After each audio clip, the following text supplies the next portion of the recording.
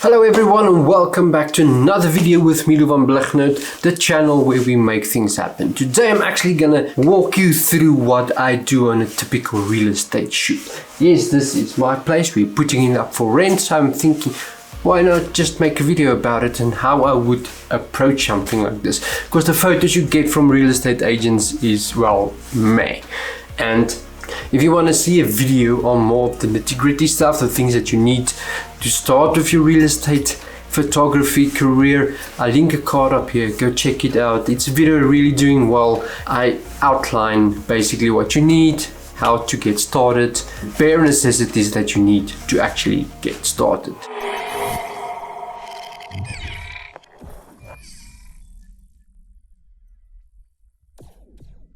This is our place. I'm putting it up for rent and I want to have some nice photos that I can put on Facebook or even send to some real estate agents, and then I know for a fact that on the website it's gonna pop out.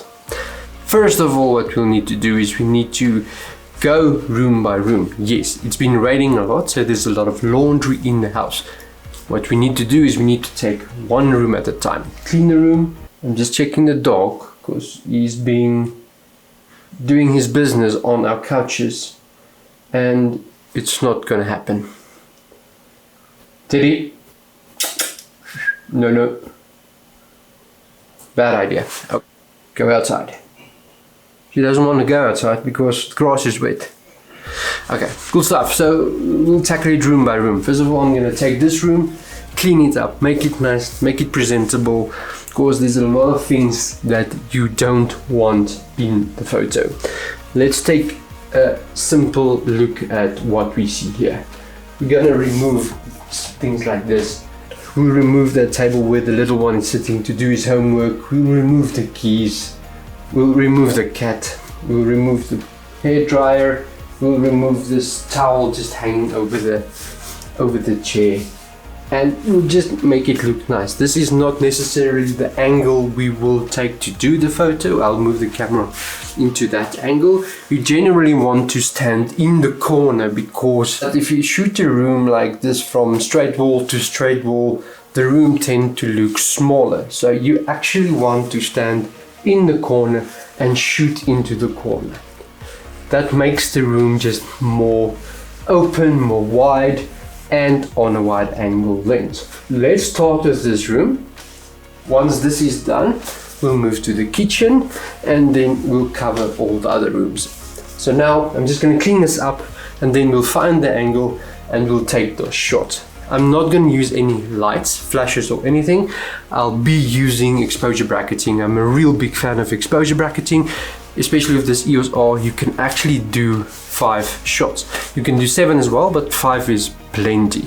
If you're doing raw, you can actually step up 2 over 2 under if you're doing 3 shots. I'm just gonna do 1 over 1 under, 2 over 2 under. That should give me a pretty decent exposure.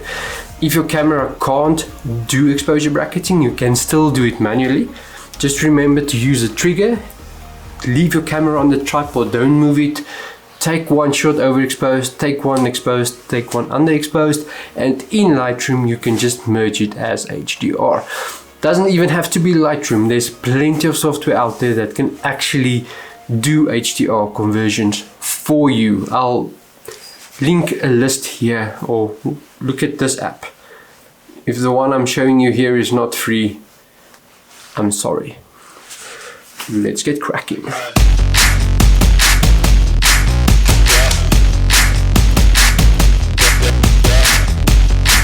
Okay, so we have generally cleaned up a bit. I decided to leave the cat for now. It looks so peaceful there. Let's get the framing for this shot. I covered that area and I covered the shot into this direction.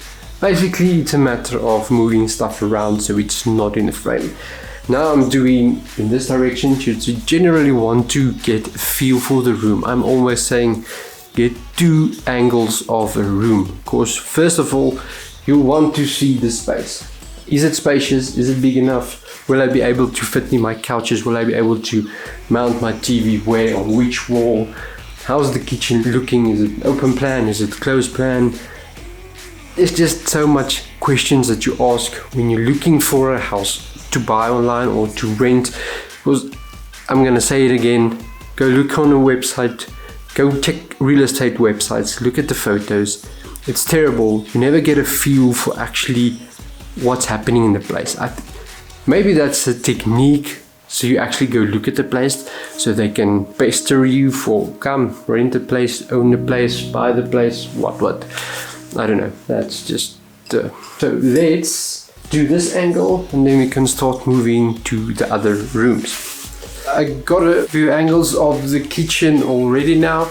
Now I'm gonna do a little bit closer one, and everywhere I go I'm just cleaning up, picking up little things, moving things that's in the frame. Like for instance the shot where I had there in that room, there was some stuff I need to move.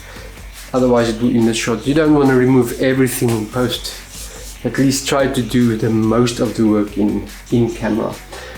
This I will now move because I'm getting a shot of the kitchen, and then basically the kitchen and the living area is done. Then we can move on to the other rooms, the bathroom, the 2 guest rooms or the 2 rooms, and then the garage, and of course outside. The garage is a difficult one because most of the garages I've been to is always kind of a mess. So normally I just skip the garage. You just mention it in the photo that it's either a garage converted to a play area or a room or something.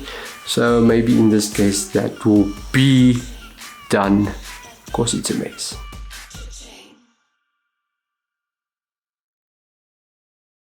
Okay, so this is the most fun place to shoot, and I'm sure the audio sounds bad as well. This is the actual bathroom. A few things to note is generally bathrooms are small, so it's difficult to get everything in shot. So I tend to drop the angle a little bit so you can actually just see what's in the bathroom. Make sure you always close the lid of the toilet, remove shampoo everything, and remove the towels as well. It looks sloppy, it doesn't look good in a bathroom. Bathrooms is a difficult thing to shoot, and it's so easy to be put off by a dirty bathroom. So just make sure when shooting the bathroom it's clean and it looks nice. Apologies for the lighting in here as well. This is a different angle, but this is the shot that I did settle on. The video does differ from the photo because this lens that I have on here, it's a 10 to 18, it's actually a crop lens. It's not a full frame lens, so we can't use the full sensor for the video, hence it looks very punched in. But here's the photo. Basically just everything, a lot of the stuff is in the bathtub, a lot of the things is behind the actual curtain that you see hanging there. All of these things is just out of frame on the right hand side, and I think this looks pretty neat. And just the toilet lid was closed as well.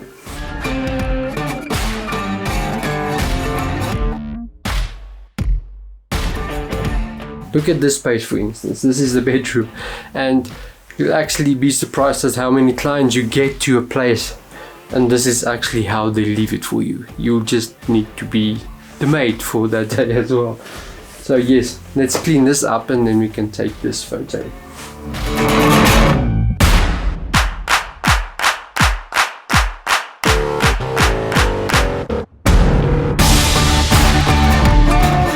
That was that angle of the room, going to the window side, showing the window and showing the size of the room.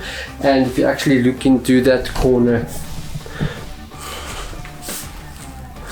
you'll see a bunch of pillows and preggy rolls and everything. So I think unless you're an absolute minimalist, your house is always going to be a bit messy. You have things all over. You have 17 pillows where you actually just need the one.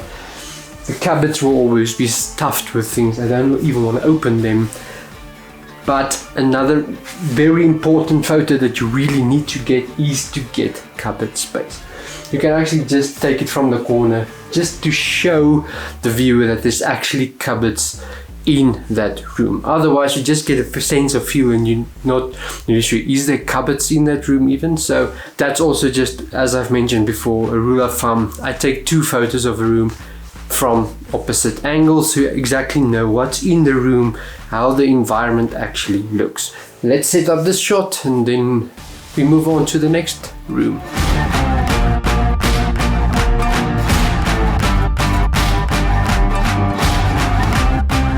room is a bit cluttered at the moment. You'll see the string. Just had to hold it in the air while I took the photo. Once again, from this angle where I'm at now, I'm just getting the cupboard space, which is very important. You really want to see how much cupboards there is when you're looking for a property. The other angle I used was from this angle into this direction, just to get a feel of the space. There's a window, there's some space. You can maybe put a single bed in here, or you can put a bed in here. So now you have at least an idea of how big the room is. When looking for a house, you'll know, okay, 2 parents and a kid will fit in nicely here.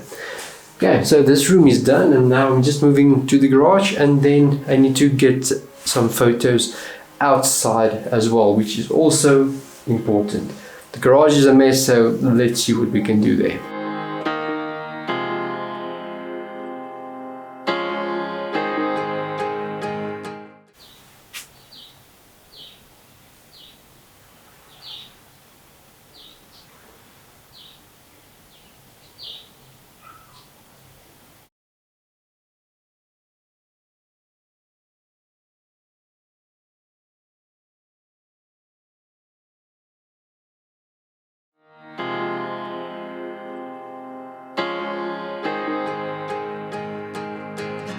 Now we're outside, just basically again showing the space corner to corner, from this angle, from that angle, and then I'll go around the corner.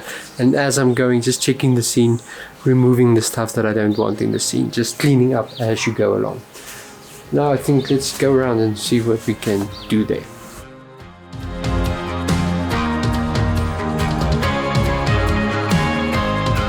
That's the whole shoot. Thanks for hanging out. I hope I taught you anything. It's actually a very simplistic thing to do. It gets more complicated where you get higher end clients. That really is interesting, because then you need to really pay attention. Get in some house stylists. Some people actually have house stylists come before you actually come do the shoot. So that helps a lot, and then you can start implementing nice lights, flashes, and actually painting in some light. But in cases with this where it's a fast-paced market, just nice photos in general, where people scroll the website to actually see the photo, which attracts their attention, that's what you actually want, because most of the photos, it doesn't look good. Sad story is real estate agents doesn't really want photographers to do their photos, because they are on site during the visit, the initial visit with the seller, so they can actually quickly just take photos on their phone, which these days all have wide angle lenses. So it makes it difficult for us to actually get into the market and do the work. This must always be just one leg of the 4 legs that keeps your business afloat. If you found any value from this video, give it a like, please. If you have any suggestions or comments, leave it in the comments below. And if you're new here and you want to see more content like this, don't forget to subscribe. I'll see you next week or the week after that. I don't know. I'm sorry. Go out, go make it happen. Cheers. That was the wrong way around. Go out, go make it happen. I'll see you next week or the week after. I don't know. Sorry. Cheers.